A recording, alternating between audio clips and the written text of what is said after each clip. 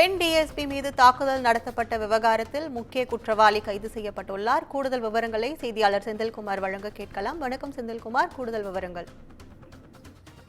அதாவது கற்பகம், விருதுநகர் மாவட்டம் அருப்புக்கோட்டை பகுதியில் கடந்த சில தினங்களுக்கு முன்னர் மினி வேன் ஓட்டுநர் வெட்டி படுகொலை செய்யப்பட்டார். இந்த கொலையை கண்டித்தும் குற்றவாளிகளை கைது செய்ய வலியுறுத்தியும் அவரது உறவினர்கள் சாலை மறியல் போராட்டத்தில் ஈடுபட்டனர்.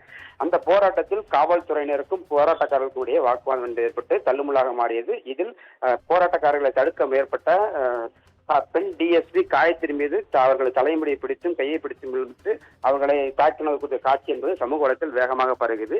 இந்த நிலையில் இந்த காட்சிகள் தொடர்பாக தாக்கப்பட்டது தொடர்பாக அன்றே 7 பேர் கைது செய்யப்பட்டு அவர்கள் மீது பெண் வன்கொடுமை சட்டம் என்பது பாய்ந்துள்ளது.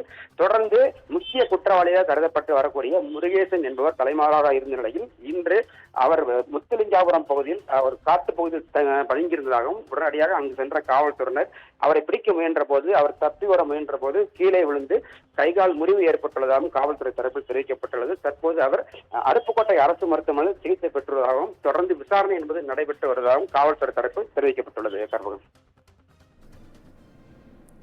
உங்கள் விவரங்களுக்கு நன்றி.